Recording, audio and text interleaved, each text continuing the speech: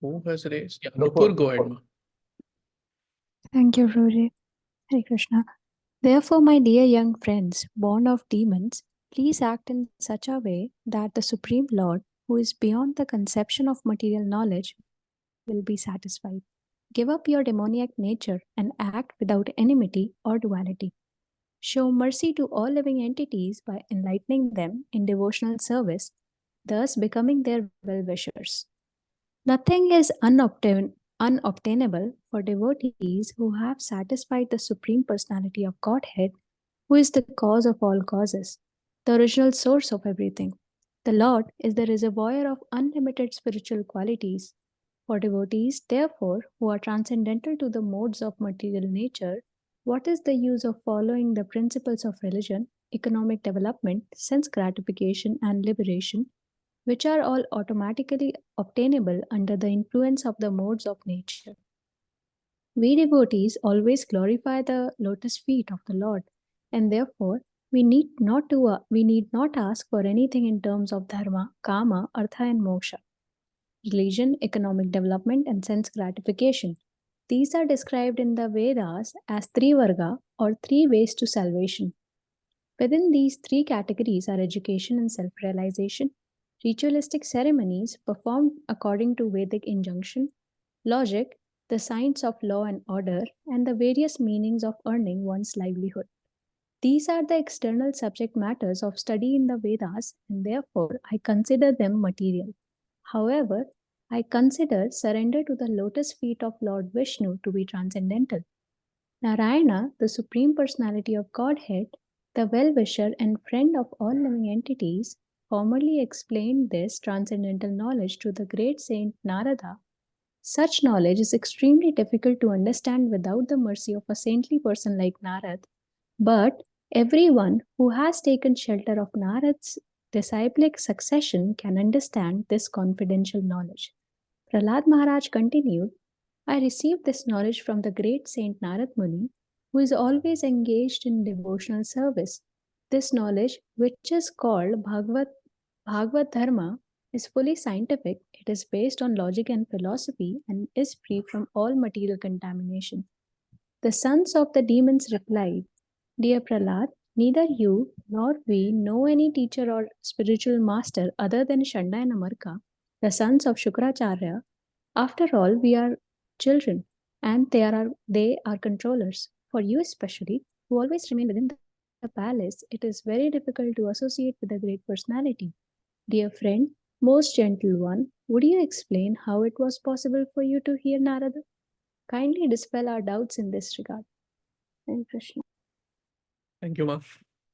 Om Ajnanatimirandhasya Jnananjana Chakshurunmilitam Yena Tasmai Shri Gurave Namaha Shri Chaitanya Manobhishtam Sthapitam Yena Bhutale Swayam Rupaha Kadamahyam Dadati Swapadantikam Vandeham Shri Guroho Shri Yuta Padakamalam Shri Gurun Vaishnavamscha Shri Rupam Sagarjatam Sahagana Raghunathan Vitam Tam Sajivam Sadvaitam Savadutam Parijana Sahitam Krishna Chaitanya Devam Shri Radha Krishna Padan Sahagana Lalita Shri Vishakhan Vitamscha Nama Om Vishnu Padaya Krishna Prishtaya Bhutale Shrimate Bhakti Vedanta Swami Niti Namine Namaste Saraswati Deve Gaurvani Pracharine Nirvishesha Shunyavadi Paschatya Desha Tarine Namo Mahavadanyaya Krishna Prema Pradayate Krishnaya Krishna Chaitanya Namine Gauratvishe Namaha हे कृष्ण करुणा सिंधो दीनबंधो जगतपते गोपेश गोपिका कांत राधा कांत नमोस्तुते तप्त कांचन गौरांगी राधे वृंदावनेश्वरी वृषभानुसुते देवी प्रणमामि हरिप्रिये वाञ्छाकल्पतरुभ्यश्च कृपा सिन्धुभ्य एव च पतितानां पावनेभ्यो वैष्णवेभ्यो नमो नमः जय श्री कृष्ण चैतन्य प्रभु Nityanand Shri Advaita Gadadhar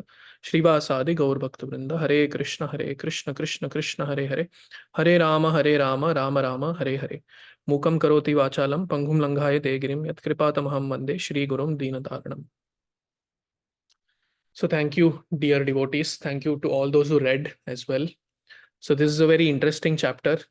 Prahlad Maharaj is talking about the pitfalls of a materialistic household life to his little friends here in this particular chapter. And yet we see that he himself, after a few years, gets married, has a household. He becomes the king. He has a son, Virochan, who has a son, Bali Maharaj, who is again a great devotee of the Lord. So we see that. So when I first read this, there is so much bashing happening against householder life, right?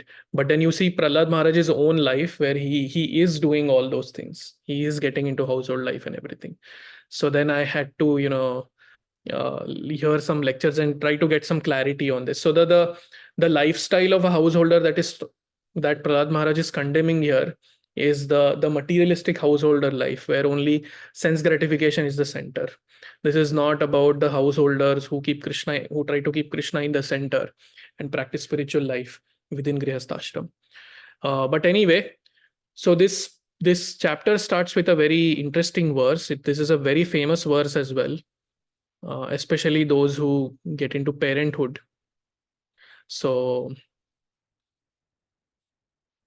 this Kaumara Acharet Pradnyo Dharman Bhagavatan Iha Durlabham Manusham Janma Tad Api Adruvam Artadham.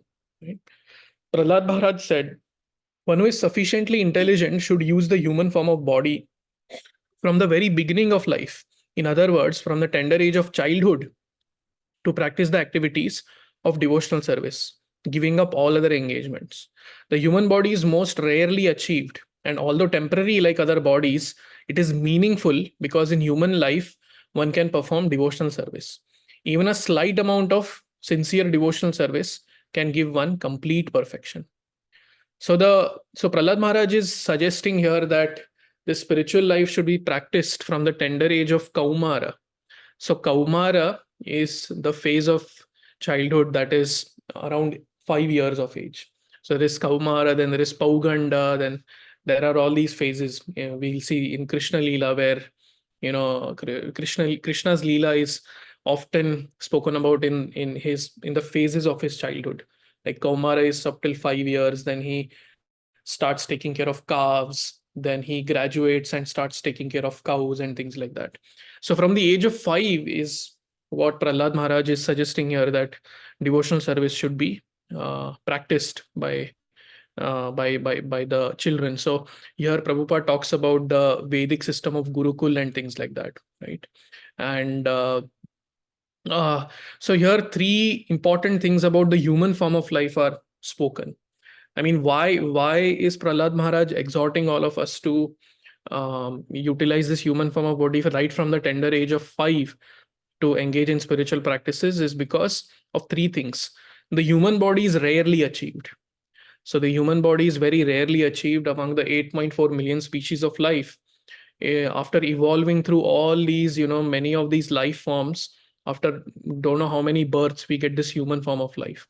And it is a very rare achievement. And human form of life is the only form of life wherein we can inquire about the higher truths of life, wherein our instincts, if we choose to, we can control our instincts and utilize them to inquire into something higher, inquire into questions like who am I, why am I suffering, and so on and so forth.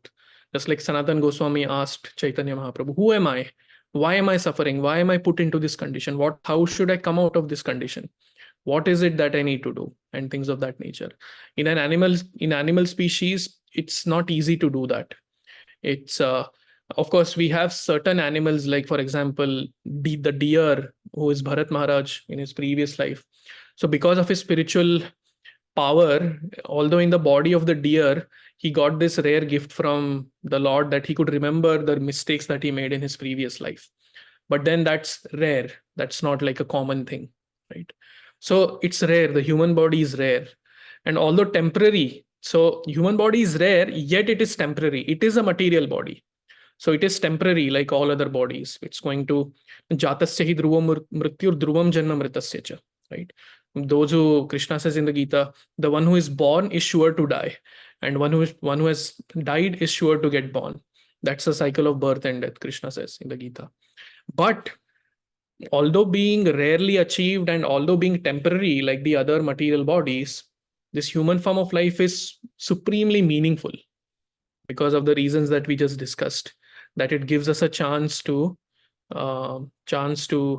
practice bhakti, practice spiritual life, right? To inquire into the higher truths of life. And then even a slight amount of sincere devotional service can give one complete perfection. Right? This is again, neha bikramanaሾsti pratyavayana vidyate swalpam apyasya dharmasya trayate mahato bhayat. Right.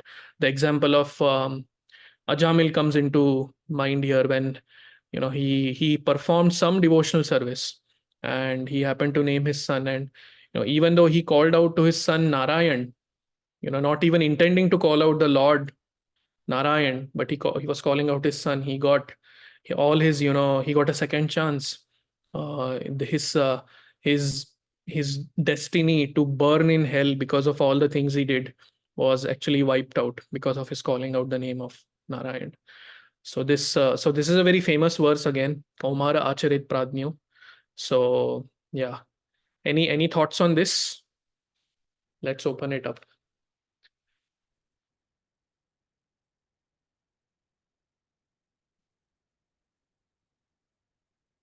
Or yes, Nupurma. Yeah, go ahead. I have a stupid question, really. So No, when you were saying that the question of why I am in this, like this was you shared of who Sukadev Goswami. Sanatan Goswami. Oh, Sanatan Goswami. Okay. So Roji, he is completely advanced, but persons like me, when we think, oh, am I a human? Why not am I a worm or a fly or anything, just roaming around here and there? So, so I mean, it takes elevated consciousness as well to differentiate between thinking like an animal and thinking like a human. Yeah. Like knowing that I have been given that brain. But when I'm sad, I think like, why am I a human? I take it that way. I do not think it positively or constructively. That I am a human, I can rectify it. So how do I walk on the path of that higher consciousness, that to be grateful or Yeah, some thoughts that come to my mind is, see, that higher inquiry doesn't necessarily start with questioning who I am, and things like that. But it starts with simple questioning like, why am I suffering? Why am I going through so many problems, adhyatmika kleshas? Like we might not term them as adhyatmika kleshas, adi bhautika kleshas, and adi daivika kleshas. We may not call them with those terms, but we do experience, oh, this earthquake happened, and this tsunami happened, for example, and so many people died, right? If we are really thoughtful, if we are really, like, not distracted, so to say, we will at some point or the other think that, okay, why is this happening? Why is my boss trying to trouble me? Or why is this person trying to pull me down? Or why am I suffering with my mind and senses so much? What is the problem, right? It may not be like a spiritual inquiry to begin with. It might be a very simple thing that, I just want to get out of this. I just want to know if there is a way out, right? It can start with that simple thing, and this is what everybody thinks, right? Because even if you keep spirituality out, every person, they think, how to make life better, how to make life better, having a purpose and things like that, right? So it starts from there. And then we, at some point, it becomes more and more advanced, and this is not even like a one lifetime thing. It could take multiple lifetimes for this consciousness to come. And yeah, it is like that. We yadate moha kalilam buddhir vyatitarishyati. Krishna says, after going through the dense forest of delusion, then one is able to come to the conclusion about what is actually what. So like that, we have to, that experience is also there, which matters. After getting frustrated to an extent, we start inquiring. That is one way. That is one way that it can happen. The other way is, some spiritual person comes into our life and tries to remind us. We might be too distracted to think about these things, but then when a spiritual person comes and reminds us that, hey, you are why are you suffering like this? Have you ever thought about it? Have you ever thought about who you really are? You have so many changing identities, right? And that's how it happened for most of us, for me as well. I was totally distracted, totally into other pursuits of life, material pursuits of life. And then at one point, I met some devotee, or we happened to read Bhagavad Gita or some other spiritual book like that. And then through that, we come to know that, okay, there is something beyond these temporary goals that I have, something that there is more permanent and more fulfilling for me. Yeah. So it can happen two ways, through frustration or through divine intervention. Anybody wants to add? Saurabh Prabhu, you want to add something?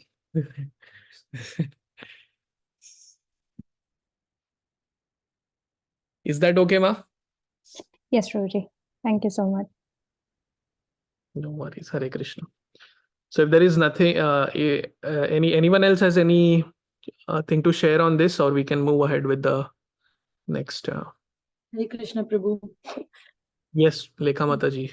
Prabhu, I was just when you were reading about the trials and tribulations that Prahlad Maharaj went through, and how he's like, he was being trampled over by elephants and snakes and poison, whatnot.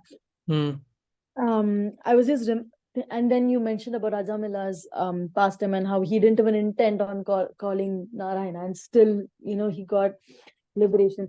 I was just reminiscing on the fact that sometimes we overestimate like our kleshas and extremely underestimate what Krishna is capable of. And I think that's like that's not a great combination. It's like so sometimes I have this thought that, oh, because of my chanting or because of whatever seva I do, if I do more, then Krishna will reciprocate more. If I don't do more, then he won't. It never works. That like there is nothing that I can do that will match even a speck of love that Krishna has for me. All that I'm doing is just for like my own mental cleansing and for my own regulations of in my spiritual life. It has nothing to it is not, whatever I do is not in proportion to what Krishna will shower on me. Like, that's why we call it as costless mercy. So I was just reminiscing. I was just trying to remember that, okay, never underestimate what Krishna is capable of. He's beyond my conception. True, very true, very true. It says in when Gajendra is praying to Vishnu, he says, Madruk Prapanna Pashupasha Vimokshanaya Muktaya Bhuri Karunaya Namo Allalaya. Right. So he's saying that, you're so merciful, dear Lord, that you're traveling with me in every form of life that I'm going. Right. So, and then he describes the Lord with three adjectives. He says Muktaya. Muktaya is, one who can award liberation. Right. We call one of the names of Krishna is Mukunda, the giver of liberation. Right. So he's Muktaya. So he's capable of giving you liberation. Right. And he's capable, as you said, of doing wonderful things. And then the second thing is, now if somebody is able to give you liberation, that is not enough. What is needed is the willingness, right? The compassion.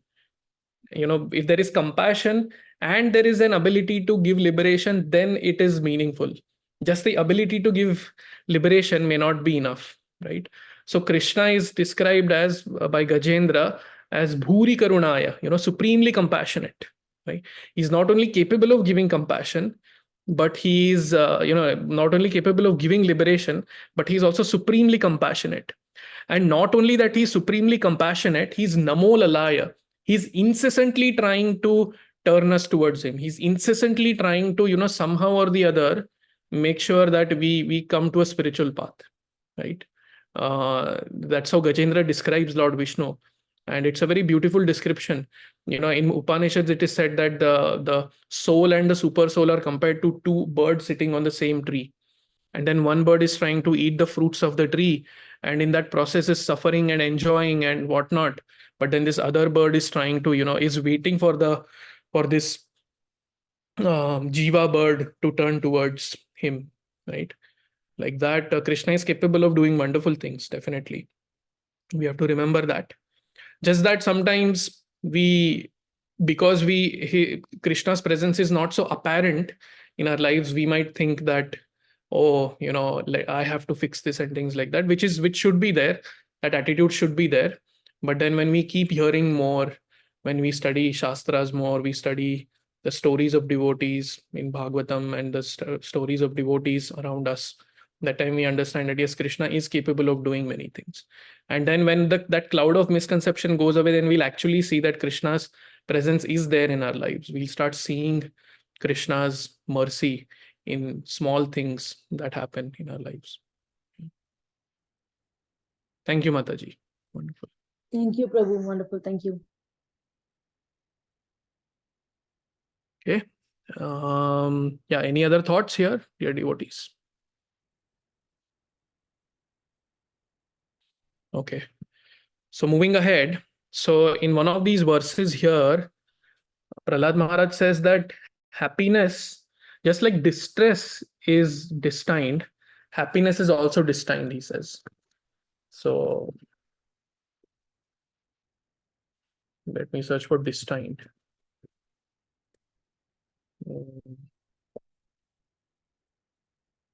Yeah. So my dear friends born of demoniac families, the happiness perceived with reference to sense objects by contact with the body can be obtained in any form of life, according to one's past fruitive activities. Such happiness is automatically obtained without endeavor, just as we obtain distress. So here Prahlad Maharaj is trying to say that you will anyway get happiness and distress, whatever is destined to come to us.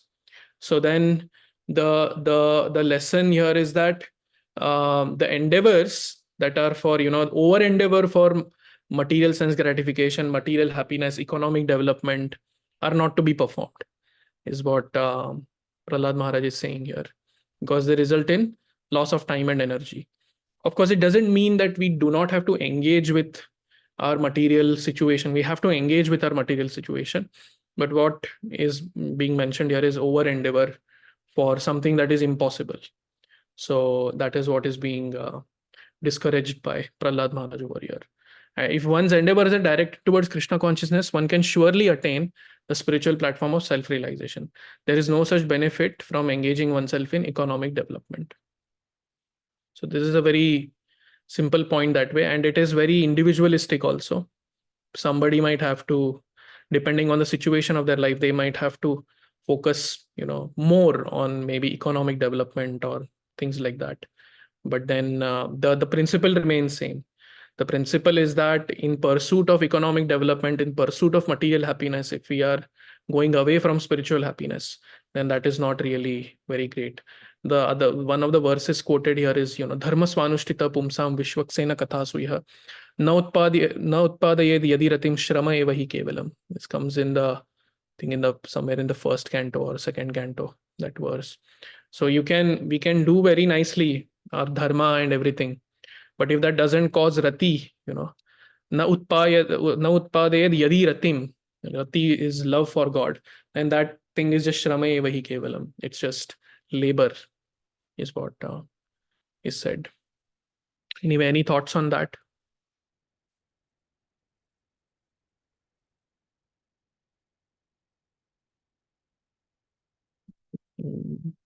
Okay. Anyway, yeah. So anyway, at one point in this series of verses, householder life is bashed left and right. Of course, before we even get into that, Prahlad Maharaj is nicely making a division. He's calculating how many years we pass and things like that. So I think in conclusion, it is said that in a life of 100 years, we kind of waste 70 years in childhood, sleeping, old age, disease, and things like that. So in a life of 100 years, we have only 30 years actually to do something worthwhile.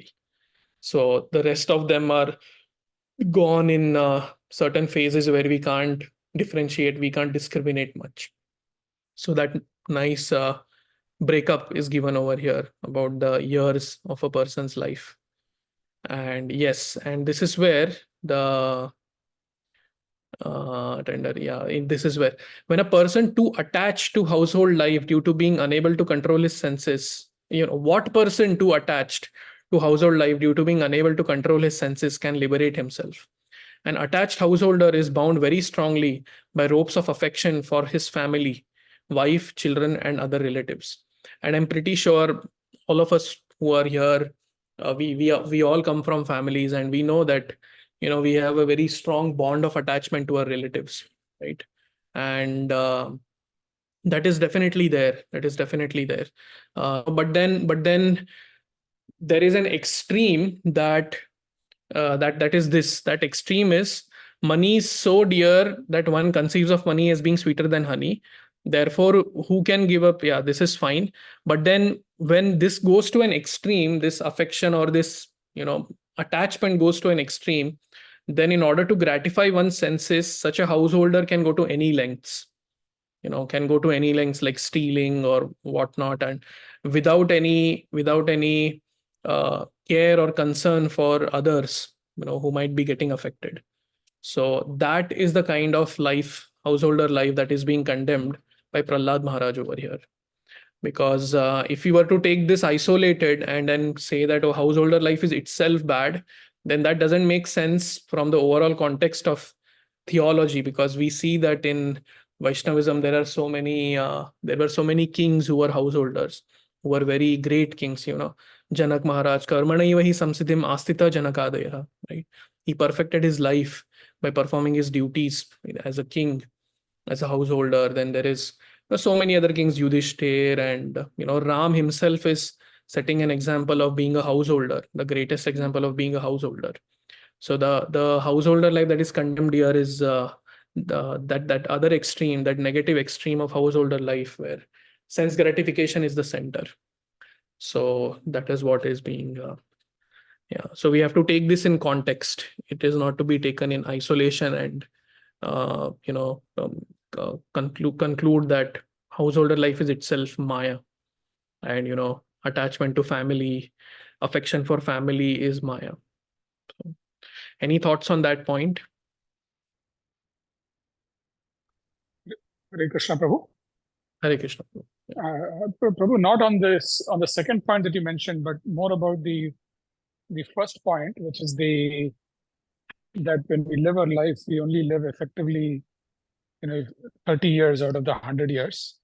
Yeah. So I was listening to, a book, an audio book, and the story of Dostoevsky came up, the famous Russian author, Mhm. who was, in 1840s, he was against the Tsar, and, he was writing, at that time he was against the Tsar, and the Tsar got him arrested, and then he was almost going to be shot in a firing squad.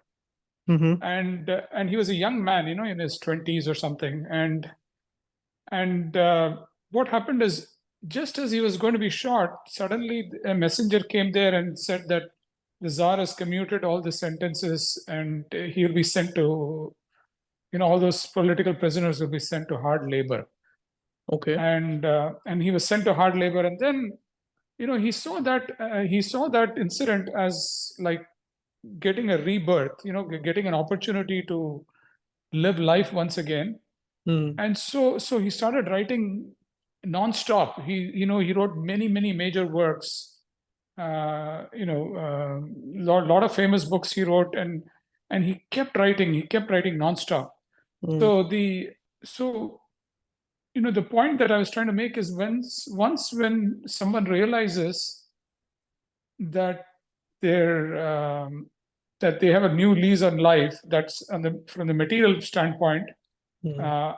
or if you take Srila Prabhupada's example, where he saw his life as in the service of Krishna, Mm. and he worked incessantly.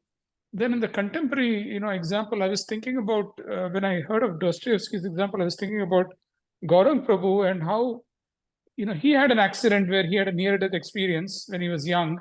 Mhm. And maybe that also must have had a transformative effect. Yeah. Where he decided to give his life entirely to Krishna, and then those people, and this is just a hypothesis, for whom this happens, or if they find the calling for Krishna, then they end up utilizing a lot more than the 30 years out of the 100 years. Yes. They utilize much more of their life in the service of humanity, or in the service of the Lord. Yeah. Beautiful, Prabhu. Yeah. Beautiful. Very true. Very true. So just We need to, yes. yeah, that what is that called? There is a particular term, that inflection, point of inflection. I don't know. What is, And there is I think you could probably call it a point of inflection, or it's probably like a pivot at that point of time in their Yeah. life where, and it can happen to all of us too. yes. It's just that, at least, I can speak for myself, that the desire is not strong enough Mm, to utilize the day completely in the service of the Lord. yes. It is getting utilized in sometimes in meaningless sense pursuits, Mm, without without even thinking about it, because I think my mind is preconditioned to doing these unnecessary things. yeah. Whereas what is needed is that single-minded pursuit. Very true. Yeah. Yeah. Just a thought, Prabhu. When as soon as you mentioned the 50 years and the 30 years, Mm, somehow I felt because I recently heard this Dostoevsky story, so I just thought I'll share that. no, thank you very much. I mean, that's very relevant, and it does happen in some cases that this certain events in our life transform us to such an extent that we completely take a U-turn from what our thought process used to be. Yeah. See, it's like that is a very, very crucial point, actually. If you ask me, this point of inflection, right? It's a very crucial point, because you're at that juncture, and then you can choose anything there. Just like the person you mentioned, the czar's servant or minister or whoever that was, and you mentioned Gaurang Prabhu, right? I actually know a person who went through a near-death experience, but then but he had the opportunity to practice bhakti. He had everything, but he didn't take to it. Actually, so that point of inflection, whatever that is, at that point also the individual person has a choice. They can either go deeper into their spiritual aspect of life, or they can actually go even deeper into Maya at that point of time. So that's a very crucial choice one has to make at that point. And if one makes a choice to come into spirituality at that time, then that spirituality is one pointed, like you told me, like vyavasayatmika buddhir, ekeha kuru nandana, one pointed spiritual life, right? And but that is very relevant. Thank you for sharing that. Thank you, Prabhu. Any thoughts on this, dear devotees?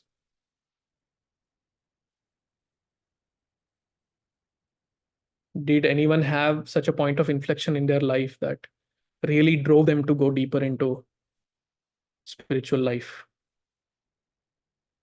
Prabhu, I'm just trying to understand. So what we are talking about is that is it that the number of years doesn't matter if and the quality in which even though the period may be shorter, the quality of depth of devotion or spirituality that we have, is that what you're talking about? I'm kind of a little So, Mataji, what I think what I was trying to say is our utilization of our life after that point of time will hopefully become so single focused that it will not be, the 30-year calculation will not hold true. yeah, Because look at Srila Prabhupada's life, he only slept 2 hours a day. So, he didn't sleep for 1/3 1/3 of his life. He slept far less. yeah, Because he was completely involved in the service of the Lord. right. So the 30 calculation. Yeah, that's exactly what I was also going with, the quality in which we use, even though shorter number of years, the quality in which we use that maybe may determine the the next path, next future for our spiritual growth, right? Is that the right Yes, understanding? the That's way, right. And I'm equating quality and quantity too. I think yes. if we spend more time, that is also that's also will be good. It'll lead to better quality. Yeah, one of the manifestations of good quality of sadhana is that we'll spend more time into it. I mean, the way I see it is, if somebody is like really serious about spiritual life, then naturally that quality of their intensity will translate into more time being spent there. Is just my understanding. I don't know. You can correct me if I'm wrong. But yeah, it's sort of related, not totally related, but kind of related. Yes, that's true, Prabhu. But but I think in the examples that Krishnan Prabhu has mentioned about the czars and we see that it was like very quickly that once that point of inflection comes, there is a surge that happens, and that acts as an impetus which would not be normally possible, Yes.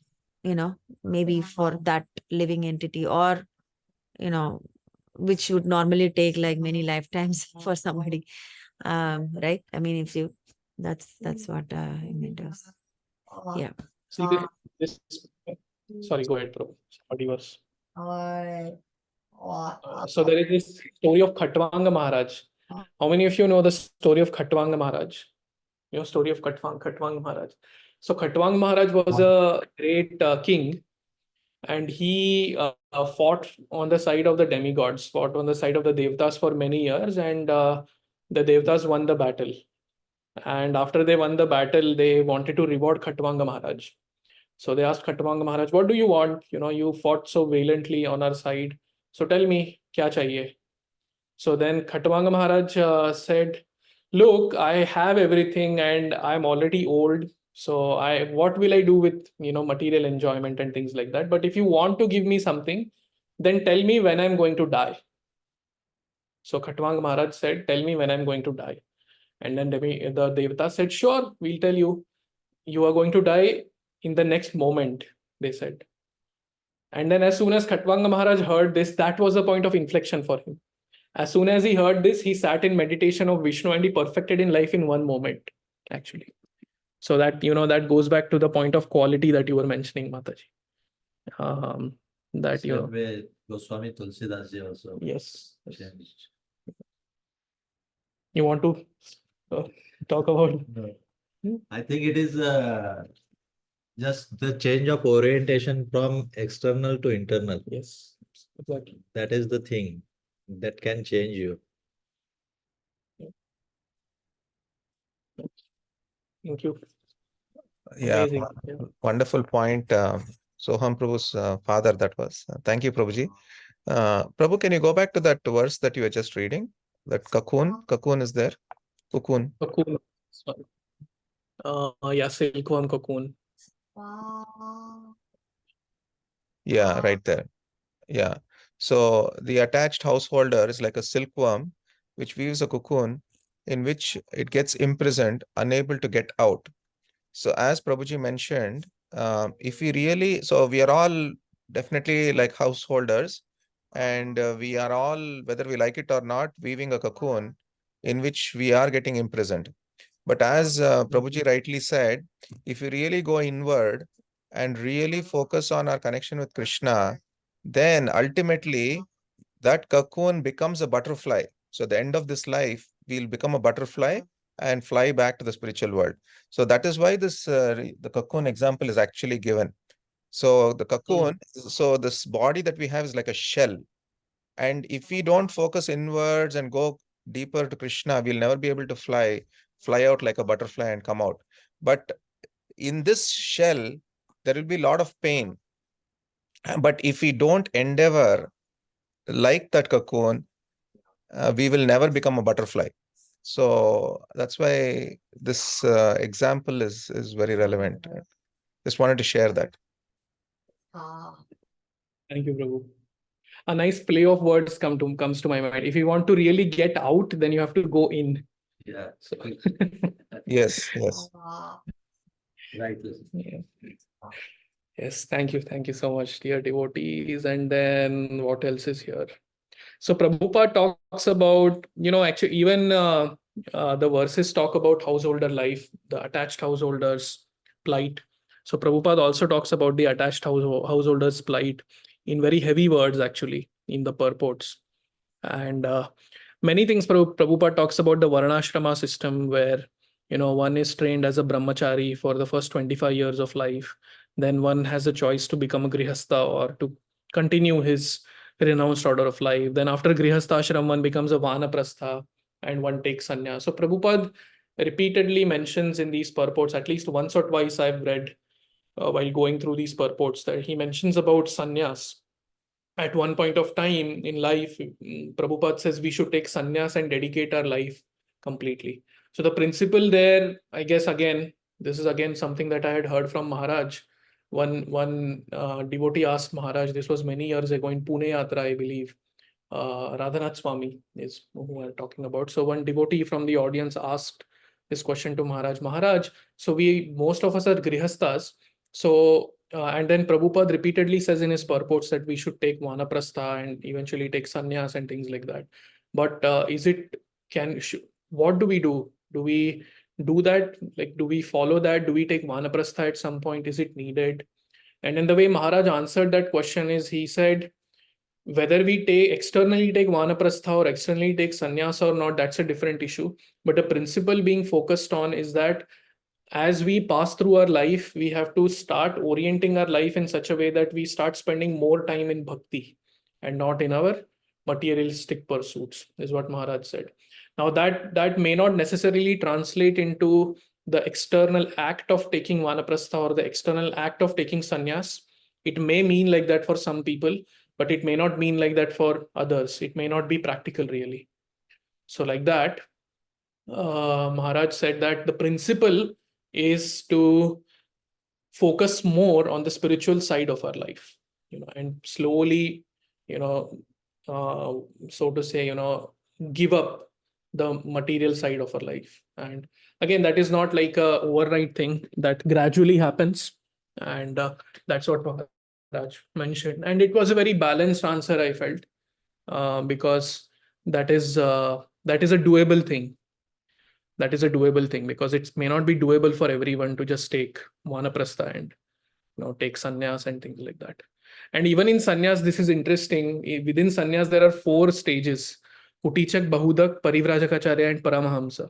So in Kutichak, the sannyasi is actually, why am I even talking about sannyas? Anyway, in Kutichak, the sannyasi is actually in a kutir near the home, and the food comes from the home, his previous home, the previous ashram. Then the next stage is Bahudak. In Bahudak, the sannyasi goes and begs madhukari from people, from households. And then there is Parivrajakacharya. In Parivrajakacharya, it's a little more advanced level where he starts traveling everywhere, preaching Krishna consciousness. He has some followers and things like that, and his needs are taken care of. And finally, the highest level is Paramahamsa.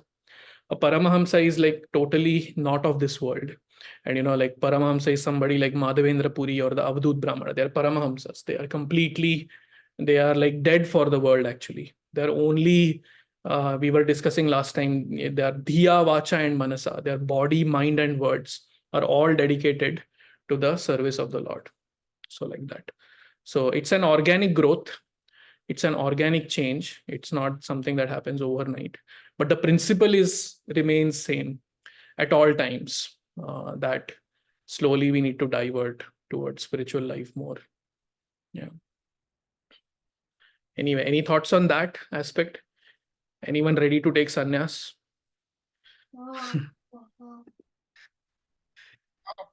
Not yet, Prabhuji, but I was, but I'll share an. I think I don't know if this is the same answer. I have a favorite audio clip of Radhanath Maharaj answering a similar question. So I'll share that in the group today. I think I've shared it before, but I'll share it again because that one you can listen to 1,000,000 times. Yes, Anand please. Vrindavan Prabhu. Anand Yes. Vrindavan Prabhu's question. Yeah, yeah, Anand. Yes, Anand Vrindavan Prabhu's question. Yes.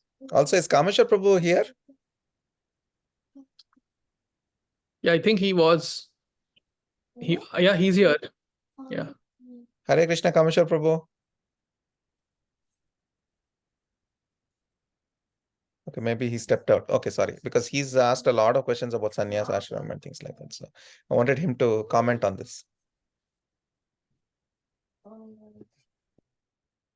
It'll be, yeah. See, for people of my age, or Soham Prabhu's age, or most of us here, this is it's a far off thing, but it might be more real for some people, like some devotees like Kameshwar Prabhu. So definitely his opinion will be very valuable here, but looks like he's busy. Yeah. Anyway, yeah. So that is one thing that Prabhupada talks about in the purports. And then, yeah, there are just few points which we'll do and conclude. So in the 24th verse, actually, 24, yeah. So he's, in sort of in a conclusive way, he's telling his friends, therefore, my dear young friends born of demons, please act in such a way that the Supreme Lord, who is beyond the conception of material knowledge, will be satisfied. Give up your demoniac nature and act without enmity or duality. Show mercy to all living entities by enlightening them in devotional service, thus becoming their well-wishers. So Prahlad Maharaj is requesting them to, first of all, Janma Sarthaka Kari, and then Kara Para Upkar. He's telling them to show mercy to other living entities. That is one point. And then now there is a sort of a different discussion starts, and it's like whenever we also discuss about spiritual knowledge, we thank our gurus. We do that in the beginning of the class, or we, even within the class, we thank our gurus for whatever they have given us. So like that here, Prahlad Maharaj is also thanking Narad Muni, right? I received this knowledge from the great saint Narad Muni, who is always engaged in devotional service. This knowledge, which is called Bhagavad Dharma, is fully scientific. It is based on logic and philosophy and is free from all material contamination. And this is where his friends ask him a very relevant question. Dear Prahlad, they say, you're of the same age as us, and we haven't had any other teachers except for Shanda and Amarka. And you are the son of the king Hiranyakashipu, and you don't even have to go out of the palace to get anything. Everything is given to you. Everyone is there at your beck and call. So how is it that you got this knowledge from Narad Muni? When did you hear this from Narad Muni? Is what they ask. And then the next chapter is about the very interesting story about how Prahlad Maharaj got this knowledge in the first place. So yeah, that will be discussed next time. So yeah, that is all that was there in this. Yeah, it's a chapter with some heavy purports, but it sure does get us thinking as to what is the real thing in our life. So anyway, any other thoughts, dear devotees?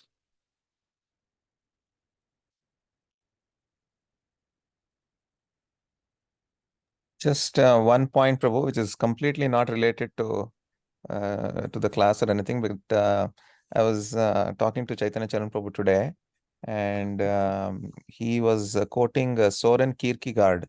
How many of you have heard of Soren Kierkegaard? He was a famous philosopher.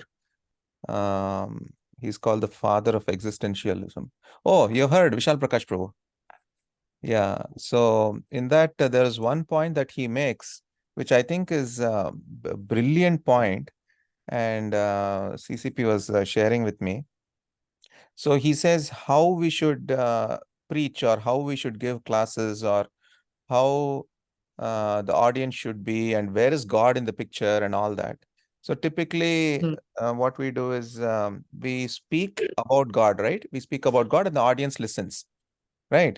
Hmm. So that is Hmm. typically how it's done. But what he said was, so the audience is actually God. God is actually, we should, whatever we do should be for the pleasure of the audience. So the audience is actually God, and the speaker should preach in such a way that whatever he speaks should just be prompts, and the audience as we know it are actors. Now try to understand, because it's completely a different paradigm. So Hmm. the audience are actors. That means when we preach or when we start giving our philosophy, we should just be like small prompts for the actors. So the understanding is that, so the actors are acting on the stage, and there is someone on the side just giving some small prompts if they forget their dialogues or something. And that is the role of the preacher. The preacher should not give like a huge lecture or anything like that, because that will never seep in. And where is God in the picture? The God is actually the audience watching this, watching the actors act, and watching his gurus, I mean his disciples, his devotees actually giving prompts to people who are actors. Is this too complex, Prabhu? Or, I mean, I loved this very much, like how we should just be like small prompts. We should, because the point is that if somebody is already at a certain level of consciousness or an elevation, we should not pull them down, but just keep giving prompts so that they keep going higher and higher in their same journey. And God is the audience watching this. Got it. Yeah, very interesting. Very interesting, Yes. right? So this will get published soon on YouTube. So I just had to edit and hear the class. So this is a podcast with Namras Prabhu, Chaitanya Charan Prabhu. So I just heard it today, and anyway, it'll get published in a day or two. But I guess the first thing that comes to my mind is this is for somebody who is, as you said, who is already at a particular level of practice, at a Yes. particular level of consciousness. You can Yes. prod them by giving them prompts. You can prod them in a direction and they can go higher. But then when we preach to new people, for example, Yeah. so if So this also it's comes up, very Prabhu, difficult. even for new people, right? Even for new people, all that we should do, because a new people, let's say new people means a person who's forgotten the dialogue or something, then we can give more prompts. But we should never think that they are under our possession. So Definitely, yeah. that is the point. That is the point of Kierkegaard, that whenever you preach, you should never think that this person is under my possession. Then that is when we start downloading the entire philosophy and completely giving everything. So the point is that you just keep giving prompts understand that person's level, and you keep giving prompts. You should do this, maybe you should do that, do this, and just small baby steps. And that is how you raise the elevation of a soul, and the audience, that God is watching that and God is enjoying that. Ultimately, our goal is to please, whatever we do, to please the Lord, and the Lord is the audience.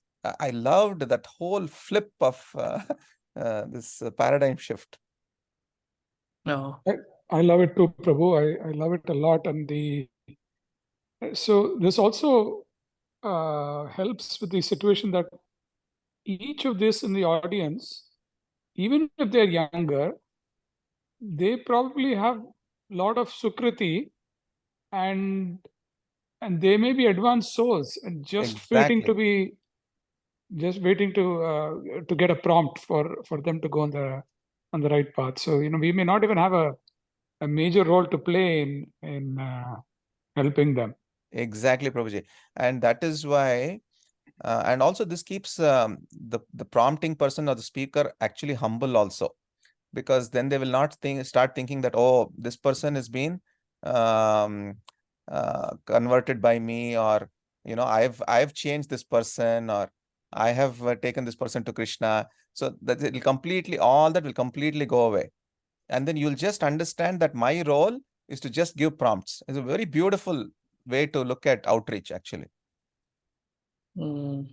Vallabh Chaitanya Prabhu is saying something. This will help the actors to avoid leaving the stage. Yeah, that is a great. This also comes up actually, because then what happens is the actors will be more inspired because they'll know that this prompting person is there, and then he'll keep prompting me, and I will not feel embarrassed, or I will not lose my script. You know. So, and everything is under the Lord's plan. The audience, the Lord is watching, but everything is under His plan. So, yeah, feeling unqualified, shameful. Yeah, brilliant. In theory, this is very nice. This is beautiful. I definitely agree, but I would like to see how this plays out practically. So, So that, like, I mean, it's a 1 hour, 51-minute podcast, but they're editing right now. I hope they don't edit out this part. But yeah, is Chaitanya planning his future talks to go like this at any no, time? he's always been like this, na. He is never a person who, I mean, it's not like literally, Prabhuji. See, it's almost like a conservative and a liberal approach to outreach. The conservatives actually, they don't give prompts, they download, you know, and that could scare the actors, and like as Vallabh Chaitanya Prabhu said rightly, they could run away from the stage itself, and that will never please the Lord. So the best person who's giving outreach is just a prompter. He just understands the level of that actor and just keeps giving prompts, and that's the whole idea of outreach. And this was in 1843 spoken by Kierkegaard. Very brilliant person. Yeah, I see this more metaphorical. You know, it is. Yeah. It is as we approach. You know, for those of us who are qualified, you know, for those of you who are qualified to share Krishna consciousness, this almost it's like a guiding principle. It's a metaphorical guiding principle. Yes, it is a guiding principle. Yes, Prabhu. And this has to be kept in mind all the time whenever we are trying to do any outreach, because otherwise you will start thinking that this person, I took this person to Krishna. You can't take anybody to Krishna. All you can do is just prompt and help that person with the right understanding. That's it. Got it. Okay, Prabhu. Yeah. Thank you so much. Thank you so much for. Thank you. Okay. So it's almost. Yes, Prabhu. Sorry. So anybody has any? Next 4 weeks, you're not here, right, Jagannath Gopal Prabhu? Yeah, I'm not here physically, but I'll try to join in whenever I can. So yeah, I seek prayers and blessings from all of you. I'm going to the land of India, and hopefully to Vrindavan as well. Not hopefully, we have planned it. So we'll be going to Vrindavan Dham. So seeking all your blessings before going to Dham. I mean, Dham is something that we can't go by booking a flight ticket or a plane ticket. It happens when Krishna wants us to come, and Krishna will want us to come when devotees will bless us. So please bless us so that we can go and do something worthwhile there and serve Krishna, serve the Vaishnavas. Yeah. And we are going to also, the main reason we are going to India, another main reason is Vrinda Gopi Mataji and Samaksh Prabhu are getting married. So we are going to attend their wedding there. So, yeah. Wonderful, Prabhu. Please pray for all of us, Prabhu. We are not fortunate to go this summer, but please, if you can keep us in your prayers, and through you, we'll be able to get darshan and mercy. Thank you so much, Jagannath. Thank you. Please describe the deities to us when you come back, Prabhu. Yeah. I'll try. I'll try. Yes. So, which means that some more of us have to step up every Tuesday to lead these wonderful discussions. So if anybody would like to lead the discussion any Tuesdays, please sign up. Otherwise, I'll be taking over. I know I cannot fit into Jagannath Gopal Prabhu's shoes, but I'll try to keep giving prompts whenever I can. Thank you. That's how we cultivated so many of us. So. Hare Krishna. Vanchakalpatarubhyascha kripa sindhubhyo cha patitanam pavanebhyo Vaishnavebhyo namo namaha. Anantakoti Vaishnavrinda ki jai. Srila Prabhupada ki jai. Hare Krishna. Hare Krishna.